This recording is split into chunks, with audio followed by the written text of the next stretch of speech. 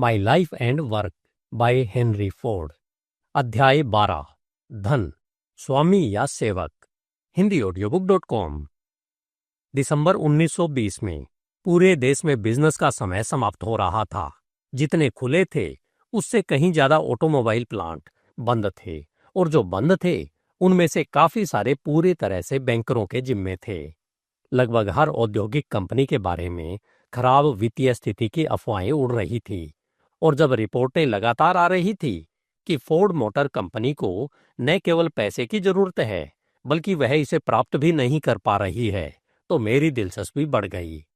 मैं अपनी कंपनी के बारे में सभी तरह की अफवाहों का आदी हो चुका हूँ, इतना कि आजकल मैं शायद ही कभी किसी तरह की अफवाह का खंडन करता हूँ। लेकिन ये रिपोर्टें पिछली सभी से अलग थी। वे बहुत सटीक और परिस्थितिजन्य थी। मुझे पता चला कि मैंने उधार लेने के प्रति अपने पूर्वाग्रह पर काबू पा लिया है, और मैं लगभग किसी भी दिन वॉल स्ट्रीट में टोपी हाथ में लिए पैसे मांगता हुआ पाया जा सकता हूँ। और अफवाहें इससे भी आगे बढ़ गईं, और कहा गया कि कोई भी मुझे पैसा नहीं देगा और मुझे अपना कारोबार बंद करना पड़ सकता है और बिजनेस से बाहर होना पड़ सकता है। यह सच है कि हमारे सामने एक समस्या थी। 1919 में हमने फोर्ड मोटर कंपनी में पूर्ण शेयर खरीदने के लिए $7 करोड़ उधार लिए थे। इस पर हमें 3 करोड़ 30 लाख चुकाने थे। हमें सरकार को दे या जल्द ही दे होने वाले आयकर के रूप में $1 करोड़ 80 लाख देने थे, और साथ ही हम कामगारों को साल के लिए अपना सामान्य बोनस भी देना चाहते थे, जो 70 लाख था। कुल मिलाकर 1 जनवरी से 18 अप्रैल 1921 के बीच हमें कुल $5 करोड़ 80 लाख का भुगतान करना था। हमारे पास बैंक में केवल $2 करोड़ थे। हमारी बैलेंस शीट कमोबेश सभी को पता थी, और मुझे लगता है कि यह मान लिया गया था कि हम उधार लिए बिना $3 करोड़ 80 लाख नहीं जुटा सकते, क्योंकि यह काफी बड़ी रकम है। वॉल स्ट्रीट की सहायता के बिना इतनी बड़ी रकम आसानी से और जल्दी से जुटाई नहीं जा सकती थी। हम पैसे के मामले में पूरी तरह से सक्षम थे। 2 साल पहले हमने $7 करोड़ उधार लिए थे, और चूंकि हमारी पूरी संपत्ति पर कोई कर्ज नहीं था और हमारे ऊपर कोई व्यावसायिक कर्ज नहीं था, इसलिए हमें बड़ी रकम उधार लेने का मामला आमतौर पर कोई बड़ी बात नहीं होती। हालांकि मुझे लगने लगा कि पैसे की हमारी जरूरत को आसन्न विफलता के सबूत के रूप में प्रचारित किया जा रहा था। फिर मुझे संदेह होने लगा कि हालांकि अफवाहें पूरे देश से समाचार संप्रेषणों में आ रही थी, लेकिन शायद उनका एक ही स्रोत हो सकता है। यह विश्वास तब और मजबूत हो गया जब हमें बताया गया कि बैटल क्रीक में एक बहुत मोटा वित्तीय संपादक हमारी वित्तीय स्थिति की गंभीरता के बारे में बुलेटिन भेज रहा था। इसलिए मैंने एक भी अफवाह का खंडन नहीं करने का ध्यान रखा। हमने अपनी वित्तीय योजनाएं बना ली थी, और उनमें पैसे उधार लेना शामिल नहीं था। मैं इस बात पर बहुत जोर नहीं दे सकता कि पैसा उधार लेने का सबसे बुरा समय तब होता है जब बैंकिंग वाले सोचते हैं कि आपको पैसे की जरूरत है। पिछले अध्याय में मैंने अपने वित्तीय सिद्धांतों की रूपरेखा बताई थी।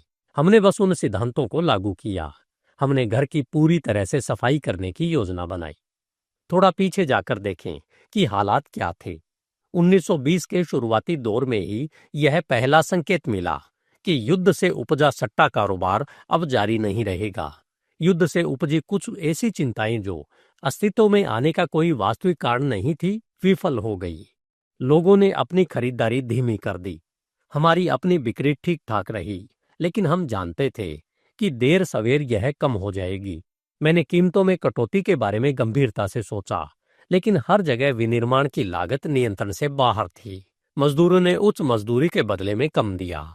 कच्चे माल के आपूर्तिकर्ताओं ने धरती पर वापस आने के बारे में सोचने से भी इनकार कर दिया। तूफान की बहुत सी स्पष्ट चेतावनियां बिल्कुल अनसुनी कर दी गई। जून में हमारी अपनी बिक्री प्रभावित होने लगी। जून से सितंबर तक हर महीने बिक्री कम होती गई। हमें अपने उत्पाद को जनता की क्रय शक्ति के दायरे में लाने के लिए कुछ करना था, और इतना ही नहीं, हमें जनता को यह दिखाने के लिए भी कुछ कठोर कदम उठाने थे कि हम वास्तव में खेल रहे हैं और दिखावा नहीं कर रहे हैं। इसलिए सितंबर में हमने टूरिंग कार की कीमत $575 से घटाकर $440 कर दी। हमने उत्पादन लागत से बहुत कम कीमत में कटौती की, क्योंकि हम अभी भी तेजी से बढ़ते दामों पर खरीदे गए स्टॉक में कमा रहे थे। इस कटौती ने काफी सनसनी पैदा की। हमें काफी आलोचना मिली। कहा गया कि हम हालात बिगाड़ रहे हैं। हम यही करने की कोशिश कर रहे थे। हम कीमतों को कृत्रिम से प्राकृतिक स्तर पर लाने में अपना योगदान देना चाहते थे। मेरा दृढ़ मत है कि अगर इस समय या उससे पहले निर्माताओं और वितरकों ने अपनी कीमतों में भारी कटौती की होती और पूरी तरह से सफाई की होती, तो हमें इतने लंबे समय तक बिजनेस में मंदी नहीं झेलनी पड़ती। उच्च कीमतें पाने की उम्मीद में लटके रहने से समायोजन में देरी होती। किसी को भी वह उच्च मूल्य नहीं मिला जिसकी उन्हें उम्मीद थी, और यदि नुकसान एक हाथ से उठाया जाता तो न केवल देश की उत्पादन और क्रय शक्तियां सामंजस्यपूर्ण हो जाती, बल्कि हम सामान्य आलस्य की इस लंबी अवधि से बच जाते। उच्च मूल्यों की आशा में लटके रहने से केवल नुकसान ही बढ़ता, क्योंकि जो लोग लटके रहते उन्हें अपने उच्च मूल्य वाले स्टॉक पर ब्याज देना पड़ता, और साथ ही वे लाभ भी खो देते जो वे समझदारी से काम करके कमा सकते थे। बेरोजगारी ने मजदूरी वितरण को कम कर दिया, और इस प्रकार खरीदार और विक्रेता अधिक से अधिक अलग हो गए। यूरोप को विशाल ऋण देने की व्यवस्था करने की बहुत सी चर्चा हुई। विचार यह था कि इस तरह उच्च मूल्य वाले स्टॉक को बेचा जा सकता है। बेशक प्रस्ताव किसी भी तरह से अशिष्ट तरीके से नहीं रखे गए थे, और मुझे लगता है कि बहुत से लोगों का ईमानदारी से मानना था कि यदि मूलधन या ब्याज के भुगतान की उम्मीद के बिना विदेशों में बड़े ऋण दिए जाते तो अमेरिकी व्यवसाय को किसी तरह से लाभ होगा। यह सच है कि अगर ये क्रेडिट अमेरिकी बैंकों द्वारा लिए जाते तो उनके पास उच्च मूल्य वाले स्टॉक थे। वे लाभ पर उनसे छुटकारा पा सकते थे, लेकिन बैंकों ने इतना अधिक जमे हुए क्रेडिट प्राप्त कर लिए होते कि वे बैंकों की तुलना में लगभग बर्फ के घरों जैसे लगते। मुझे लगता है कि अंतिम क्षण तक लाभ की संभावना पर टिके रहना स्वाभाविक है, लेकिन यह अच्छा बिजनेस नहीं है। कटौती के बाद हमारी अपनी बिक्री में वृद्धि हुई, लेकिन जल्द ही यह फिर से कम होने लगी। हम देश की क्रय शक्ति के भीतर पर्याप्त रूप से नहीं थे जिससे खरीदारी करना आसान हो सके। खुदरा कीमतें आमतौर पर नीचे नहीं पहुंची थी। जनता सभी कीमतों पर भरोसा नहीं करती थी। हमने एक और कटौती की योजना बनाई, और हमने अपना उत्पादन लगभग 1 लाख कारों प्रति माह रखा। यह उत्पादन हमारी बिक्री के हिसाब से उचित नहीं था, लेकिन हम बंद होने से पहले अपने कच्चे माल को जितना संभव हो सके तैयार उत्पाद में बदलना चाहते थे। हम जानते थे कि हमें इन्वेंट्री लेने और घर को साफ करने के लिए बंद करना होगा। हम एक और बड़ी कटौती के साथ खोलना चाहते थे, और मांग की आपूर्ति के लिए कारों को हाथ में रखना चाहते थे। फिर नई कारों को कम कीमतों पर खरीदे गए सामान से बनाया जा सकता था। हमने तय किया कि हमें कम कीमतें मिलेंगी। हमने दिसंबर में बंद कर दिया था और लगभग 2 सप्ताह में फिर से खोलने का इरादा किया था। हमें इतना काम मिला कि वास्तव में हम लगभग 6 सप्ताह तक नहीं खुले। जिस क्षण हमने बंद किया, हमारी वित्तीय स्थिति के बारे में अफवाहें और भी तेज हो गई। मुझे पता है कि बहुत से लोगों को उम्मीद थी कि हमें पैसे के लिए बाहर जाना चाहिए, क्योंकि अगर हम पैसे चाहते थे तो हमें शर्तों पर आना चाहिए। हमने पैसे नहीं मांगे, हमें पैसे नहीं चाहिए थे। हमारे पास पैसे का एक प्रस्ताव था। न्यूयॉर्क के एक बैंक के अधिकारी ने मुझे एक वित्तीय योजना के साथ बुलाया, जिसमें एक बड़ा ऋण शामिल था, और जिसमें एक व्यवस्था भी थी जिसके तहत बैंकरों का एक प्रतिनिधि कोषाध्यक्ष के रूप में काम करेगा और कंपनी के वित्त का प्रभार संभालेगा। मुझे पूरा यकीन है कि उन लोगों का इरादा काफी अच्छा था। हम पैसे उधार नहीं लेना चाहते थे, लेकिन ऐसा हुआ कि उस समय हमारे पास कोषाध्यक्ष नहीं था। इस हद तक बैंकरों ने हमारी स्थिति को सही ढंग से देखा था। मैंने अपने बेटे एडसेल को कंपनी का कोषाध्यक्ष और अध्यक्ष दोनों बनने के लिए कहा। इससे हमारा कोषाध्यक्ष पद तय हो गया, इसलिए बैंकर हमारे लिए कुछ भी नहीं कर सकते थे। फिर हमने घर की सफाई शुरू की। युद्ध के दौरान हम कई तरह के युद्ध कार्यों में लगे थे, और इस तरह हमें एक ही उत्पाद के अपने सिद्धांत से अलग होना पड़ा। इसके कारण कई नए विभाग जोड़े गए, कार्यालय बल का विस्तार हुआ, और बिखरे हुए उत्पादन की बहुत सारी बर्बादी घुस गई। युद्ध का काम जल्दबाजी का काम है, और यह बेकार का काम है। हमने वह सब कुछ फेंकना शुरू कर दिया जो कारों के उत्पादन में योगदान नहीं देता था। तत्काल भुगतान के लिए निर्धारित एकमात्र भुगतान हमारे कर्मचारियों को $7 मिलियन का बोनस था, जो पूरी तरह से स्वैच्छिक था। भुगतान करने की कोई बाध्यता नहीं थी, लेकिन हम 1 जनवरी को भुगतान करना चाहते थे। हमने अपने पास मौजूद नकदी से इसका भुगतान किया। पूरे देश में हमारी 33 शाखाएं हैं। ये सभी असेंबलिंग प्लांट है, लेकिन इनमें से 22 में पार्ट भी बनाए जाते हैं। उन्होंने पार्ट्स बनाना बंद कर दिया था, लेकिन वे कारों को असेंबल करना जारी रखते थे। बंद करने के समय हमारे पास डेट्रॉइट में व्यावहारिक रूप से कोई कार नहीं थी। हमने सभी पार्ट्स बाहर भेज दिए थे और जनवरी के दौरान डेट्रॉइट डीलरों को स्थानीय जरूरतों के लिए कारों को लाने के लिए शिकागो और कोलंबस जैसे दूर दराज के इलाकों में जाना पड़ा। ब्रांचेज ने प्रत्येक डीलर को उसके वार्षिक कोटे के तहत लगभग 1 महीने की बिक्री को कवर करने के लिए पर्याप्त कारें भेजी। डीलरों ने बिक्री पर कड़ी मेहनत की। जनवरी के उत्तरार्ध में हमने लगभग 10,000 लोगों के एक स्ट्रक्चर संगठन को बुलाया, जिसमें ज्यादातर फोरमैन, सब फोरमैन और स्ट्रॉ बॉस थे, और हमने हाईलैंड पार्क में उत्पादन शुरू किया। हमने अपने विदेशी खाते जमा किए और अपने उप उत्पाद बेचे। फिर हम पूर्ण उत्पादन के लिए तैयार हो गए और धीरे धीरे हम पूर्ण उत्पादन में लग गए, लाभ के आधार पर। घर की सफाई ने उस कचरे को साफ किया जिसने कीमतों को ऊंचा किया था और लाभ को अवशोषित किया था। हमने बेकार सामान बेच दिया। पहले हम प्रतिदिन प्रति कार 15 लोगों को काम पर रखते थे। उसके बाद हमने प्रतिदिन प्रति कार 9 लोगों को काम पर रखा।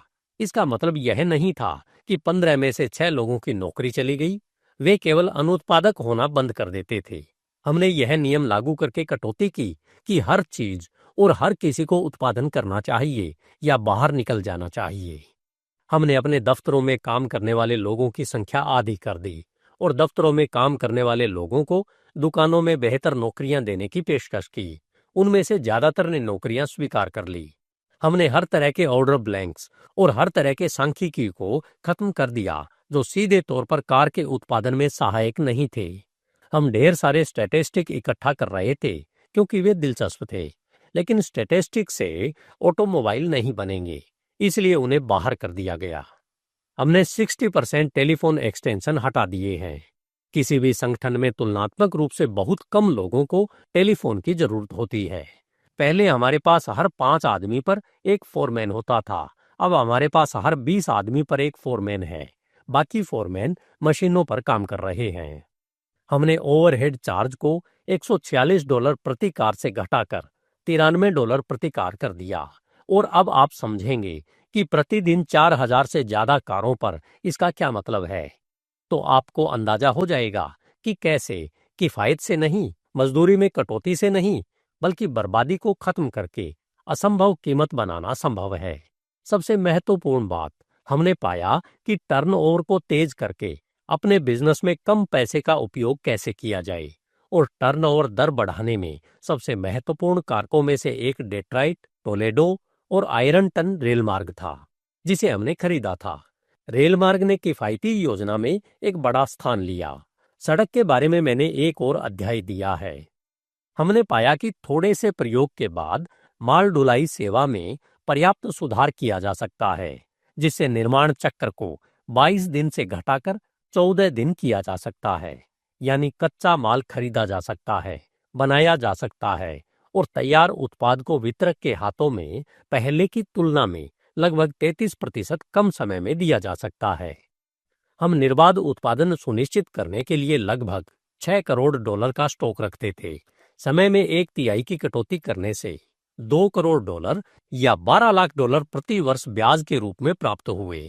तैयार स्टॉक की गिनती करने पर हमने लगभग $80 लाख अधिक बचाए, यानी हम $2 करोड़ 80 लाख की पूंजी जारी करने और उस राशि पर ब्याज बचाने में सक्षम थे। 1 जनवरी को हमारे पास $2 करोड़ थे। 1 अप्रैल को हमारे पास $8 करोड़ 73 लाख थे, या $2 करोड़ 73 लाख से ज्यादा, जो हमें अपने सारे कर्ज को खत्म करने के लिए चाहिए था। यही हमारे लिए बिजनेस में बोरिंग करने से हुआ। यह राशि हमें इन मदों से मिली। जनवरी में नकदी $2 करोड़, 1 जनवरी से 1 अप्रैल तक नकदी में परिवर्तित स्टॉक $2 करोड़ 47 लाख, जारी किए गए माल के पारगमन में तेजी $2 करोड़ 80 लाख, विदेशी देशों में एजेंटों से 30 लाख डॉलर, उप उत्पादों की बिक्री 37 लाख डॉलर और लिबर्टी बॉन्ड की बिक्री 79 लाख डॉलर, कुल 8 करोड़ 73 लाख डॉलर।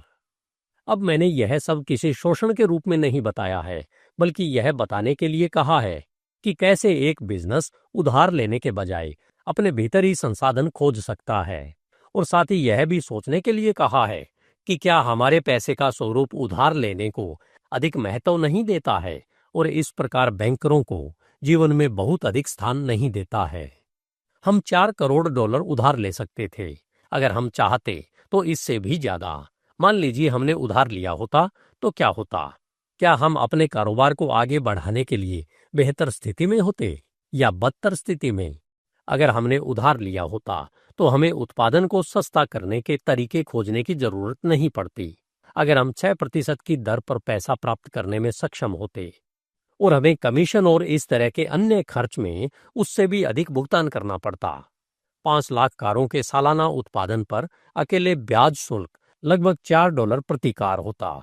इसलिए अब हमें बेहतर उत्पादन के लाभ से वंचित होना चाहिए और भारी कर्ज में डूब जाना चाहिए। हमारी कारों की कीमत शायद मौजूदा कीमत से लगभग $100 अधिक होगी। इसलिए हमारा उत्पादन कम होना चाहिए, क्योंकि हमारे पास इतने सारे खरीदार नहीं हो सकते।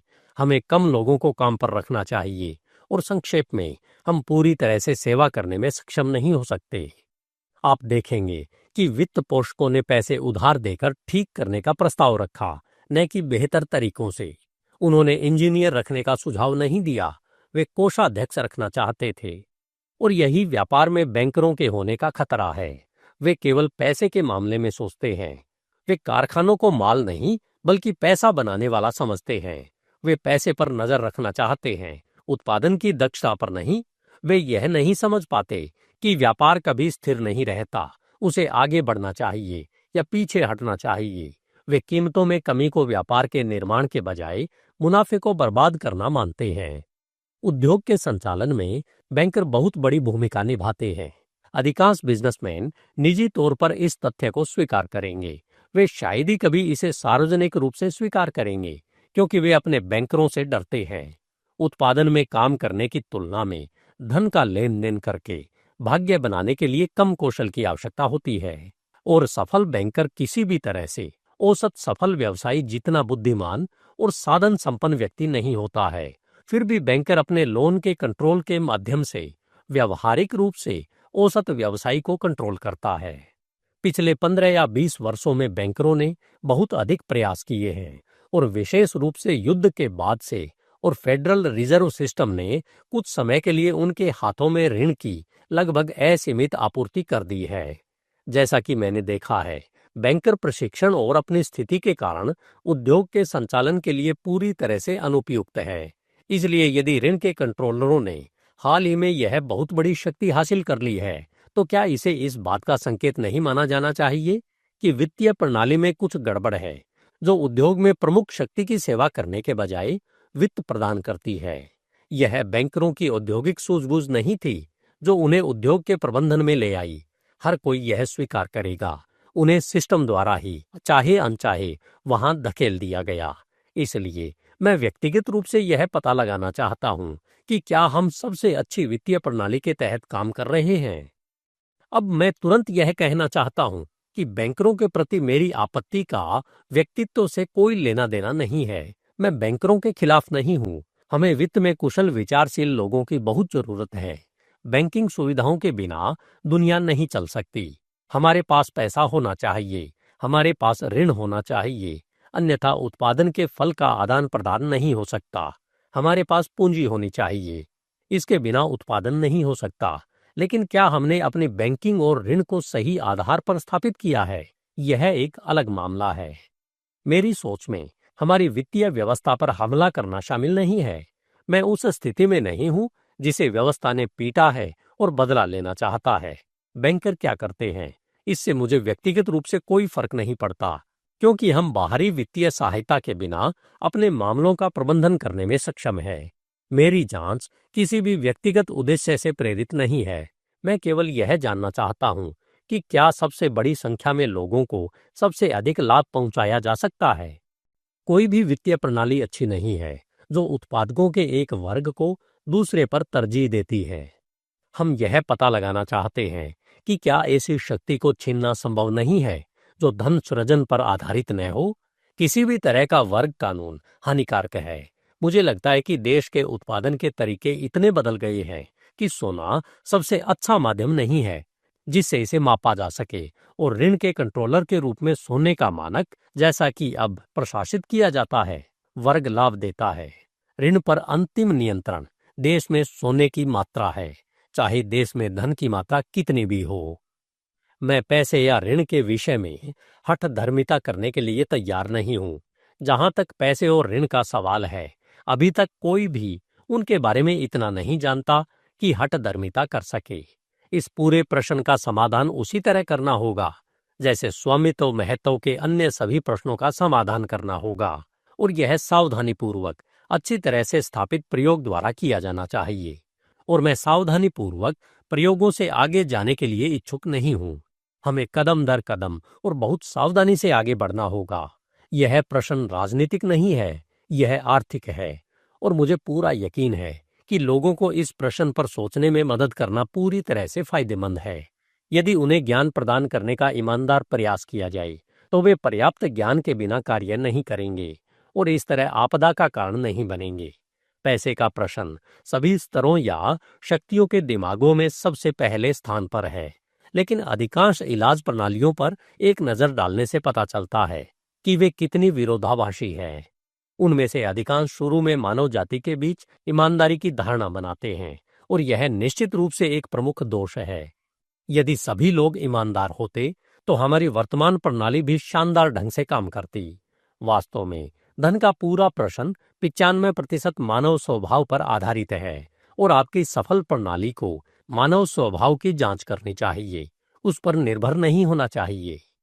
लोग पैसे के सवाल पर सोच रहे हैं, और अगर पैसे के मालिकों के पास कोई जानकारी है तो उन्हें लगता है कि लोगों को गुमराह होने से बचाने के लिए होनी चाहिए, तो अब उसे देने का समय है। वे दिन तेजी से खत्म हो रहे हैं जब ऋण कटौती पर डर काम आएगा, या जब शब्दों के आडंबरपूर्ण नारे डरा देंगे। लोग स्वाभाविक रूप से रूढ़िवादी हैं। वे वित्त पोषकों से भी अधिक रूढ़िवादी हैं, जो लोग मानते हैं कि लोग इतने आसानी से बहक जाते हैं कि वे प्रिंटिंग प्रेस को दूध के टिकटों की तरह पैसे खर्च करने की अनुमति दे देंगी। वे उन्हें नहीं समझते हैं। यह लोगों की सहज संरक्षणशीलता है जिसने वित्त पोषकों द्वारा की जाने वाली शानदार चालों के बावजूद हमारे पैसे को अच्छा बनाए रखा है, और जिसे वे उच्च तकनीकी शब्दों से ढक देते हैं। लोग सही मुद्रा के पक्ष में हैं। वे इस हद तक सही मुद्रा के पक्ष में हैं कि यह एक गंभीर सवाल है कि वे जिस व्यवस्था के तहत रह रहे हैं उसके बारे में उनका क्या नजरिया होगा। अगर उन्हें एक बार पता चल जाए कि दीक्षित व्यक्ति इसके साथ क्या कर सकता है।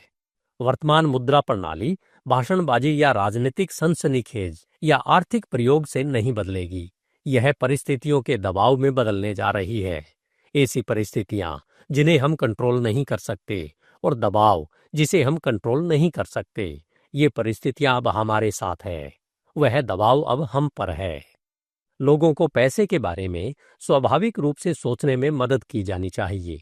उन्हें बताया जाना चाहिए कि यह क्या है और क्या इसे पैसा बनाता है, और वर्तमान व्यवस्था की संभावित चालें क्या है जो राष्ट्रों और लोगों को कुछ लोगों के कंट्रोल में रखती है। आखिरकार पैसा बहुत सरल है। यह आपकी परिवहन प्रणाली का एक हिस्सा है। यह एक व्यक्ति से दूसरे व्यक्ति तक सामान पहुंचाने का एक सरल और सीधा तरीका है। पैसा अपने आप में सबसे सराहनीय है। यह आवश्यक है। यह आंतरिक रूप से बुरा नहीं है। यह सामाजिक जीवन में सबसे उपयोगी उपकरणों में से एक है, और जब यह वही करता है जो इसे करने के लिए बनाया गया था, तो यह पूरी तरह से मदद करता है और कोई बाधा नहीं डालता। लेकिन पैसा हमेशा पैसा ही रहना चाहिए।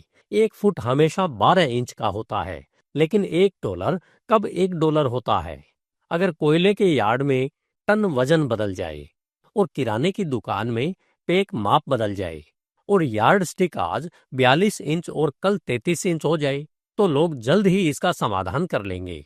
जब $1 हमेशा $1 नहीं होता, जब 100 सेंट का डॉलर 65 सेंट का डॉलर बन जाता है, और फिर 50 सेंट का डॉलर और फिर 47 सेंट का डॉलर, जैसा कि अच्छे पुराने अमेरिकी सोने और चांदी के डॉलर हुआ करते थे, तो सस्ते पैसे, मूल्य ह्रास वाले पैसे के बारे में चिल्लाने का क्या फायदा है। एक डॉलर तो 100 सेंट का रहता है, उतना ही जरूरी है जितना एक पाउंड जो 16 औंस का रहता है और एक यार्ड जो 36 इंच का रहता है। जो बैंकर सीधे बैंकिंग करते हैं, उन्हें स्थानीय बैंकिंग घरानों की विधियों में निपुणता से संतुष्ट होने के बजाय स्वाभाविक रूप से स्वयं को हमारी मौद्रिक प्रणाली की जांच करने और समझने वाले प्रथम व्यक्ति के रूप में मानना चाहिए। और यदि वे बैंक बैलेंस में जुआ खेलने वालों को बैंकर के नाम से वंचित कर दें और उन्हें उस प्रभाव के स्थान से हमेशा के लिए बाहर कर दें जो यह नाम उन्हें प्रदान करता है, तो बैंकिंग को पुनः स्थापित किया जा सकेगा और उसे एक सार्वजनिक सेवा के रूप में स्थापित किया जा सकेगा, जैसा कि उसे होना चाहिए। और वर्तमान मौद्रिक प्रणाली और वित्तीय उपकरणों की बुराइयां लोगों के कंधों से हट जाएगी। बेशक यहाँ एक अगर है, लेकिन यह असंभव नहीं है। मामले पहले से ही उलझे हुए हैं और अगर तकनीकी सुविधा वाले लोग मामले को सुलझाने में लगे नहीं हैं, तो जिनके पास यह सुविधा नहीं है वे ऐसा करने की कोशिश कर सकते हैं। किसी भी वर्ग के लिए इससे बड़ी मूर्खता और क्या हो सकती है कि वह यह मान ले कि प्रगति उस पर हमला है।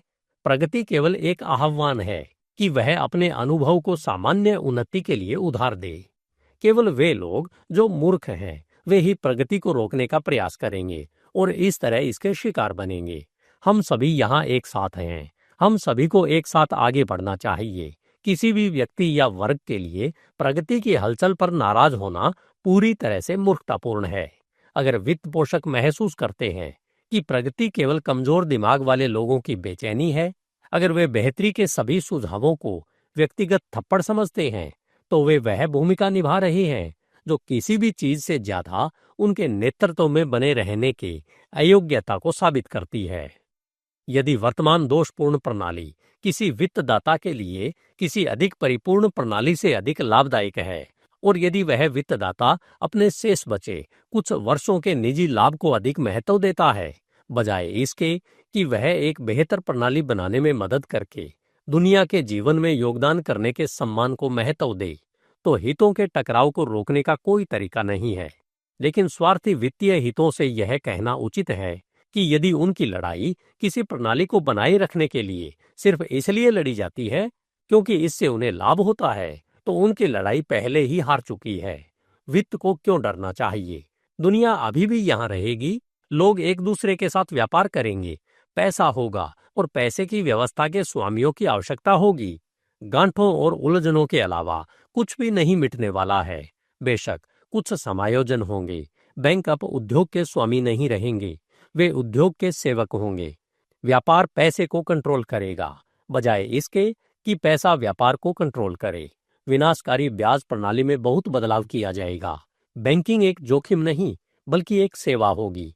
बैंक अब की तुलना में लोगों के लिए बहुत अधिक काम करना शुरू कर देंगे तथा दुनिया में प्रबंधन के लिए सबसे महंगे व्यवसाय होने तथा लाभांश के मामले में सबसे अधिक लाभदायक होने के बजाय वे कम खर्चीले हो जाएंगे तथा उनके संचालन का लाभ उस समुदाय को मिलेगा जिसकी वे सेवा करते हैं।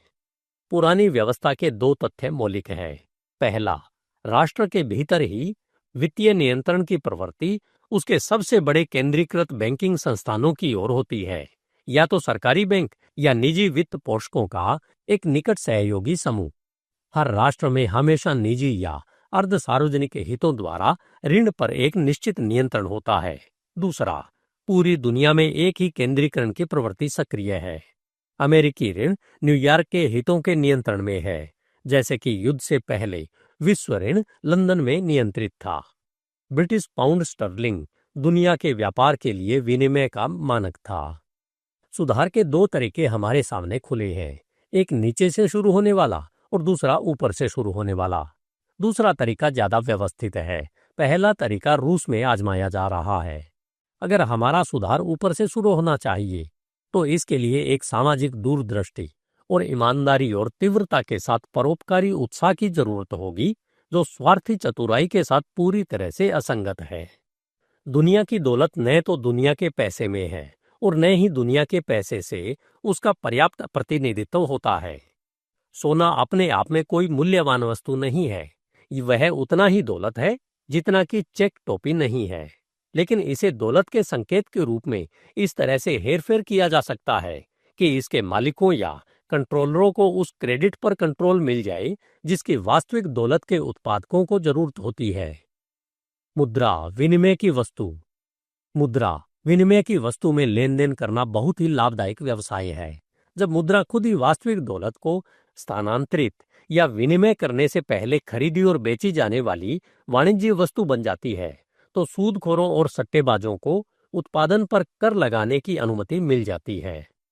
उत्पादक शक्तियों पर मुद्रा के कंट्रोलरों की पकड़ तब और भी शक्तिशाली दिखाई देती है जब यह याद किया जाता है कि हालांकि मुद्रा को दुनिया की वास्तविक दौलत का प्रतिनिधित्व करने वाला माना जाता है, लेकिन हमेशा धन की तुलना में बहुत अधिक दौलत होती है और वास्तविक दौलत को अक्सर धन का इंतजार करने के लिए मजबूर होना पड़ता है, जिससे सबसे विरोधाभासी स्थिति पैदा होती है। एक ऐसी दुनिया जो दौलत से भरी हुई है लेकिन अभाव से ग्रस्त है। ये तथ्य केवल वित्तीय नहीं है जिन्हें आंकड़ों में ढालकर वहीं छोड़ दिया जाए। ये मानवीय नियति के साथ सहज हैं और ये खून बहाते हैं। दुनिया की गरीबी शायद ही कभी वस्तुओं की कमी के कारण होती है, बल्कि पैसे की तंगी के कारण होती है। राष्ट्रों के बीच वाणिज्यिक प्रतिस्पर्धा जो अंतर्राष्ट्रीय प्रतिद्वंदता और दुर्भावना को जन्म देती है, जो बदले में युद्धों को जन्म देती है, ये इन तथ्यों के कुछ मानवीय अर्थ हैं। इस प्रकार गरीबी और युद्ध, दो बड़ी रोकथाम योग्य बुराइयां एक ही तने पर उगती है।